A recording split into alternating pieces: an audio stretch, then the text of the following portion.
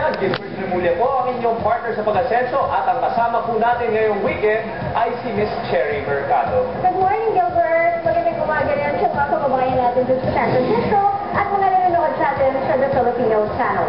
Ito ang kabuhayan, swak na swak. Ngayong Sabado, alamin kung paano sumugal sa imported chocolates ang mga entrepreneur na ito at nagsaksi. Mag-asawang inspired sa pagtitipid, nakakita ng negosyo sa patingi-tinging bentahan ng baby diaper. At buy and sell business ng mga batang entrepreneur, lahat ng transaksyon online. Alamin kung paano.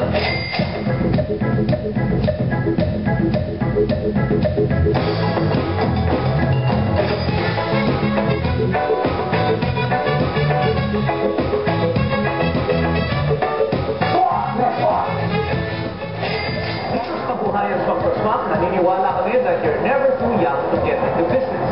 Mahirap naman kasi sa bawat galaw mo, aasa ka pa kay mommy at daddy. Kagaya na lang ng dalawang stud nating magkaibigan na to. Pinasok ang buy and sell, pero lahat ng transaksyon online.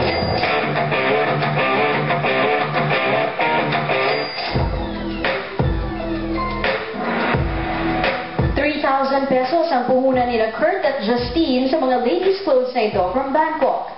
Easily, kaya-kaya nilang ibenta ito ng ito kahit hindi personal na nakikita ng mga customer. Lahat ng transaksyon, online lang. Nag-start kami October of last year. Even years before, mahilig na ako mag-online shopping. Siya, mahilig pa siya sa business. And then ako, since mahilig naman ako sa fashion, and may alam din naman ako sa online shopping. Kami rin yung nag-aasikaso ng dati. So, less lang yung cost. At saka less pressure kasi yung work mo nasa house lang, yung pag-manage ng business. Pangdagdag baon din ang anumang kinikita nila. At least, hindi na nila kailangang humingi pa ng extra allowance sa kanilang mga magulang. Good shot pa nga sila. Napapakita nila sa kanilang mga parents na ngayon pa lang, madiskarte na sila sa pera.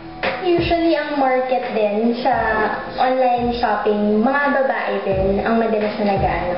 At saka pagdating sa clothes, mas marami yung makuha namin variety of clothes kasi yung style ng women, mas diverse kumaga. Sa mga college students din na pares namin yung mahilig sa fashion, yung sense pa rin nila o kumbaga, nasa trend pa rin, parang gano'n. Pinapromote din namin yung individuality ng each buyer kasi yung styles na nire-release namin, isa lang siya, one stock per style lang.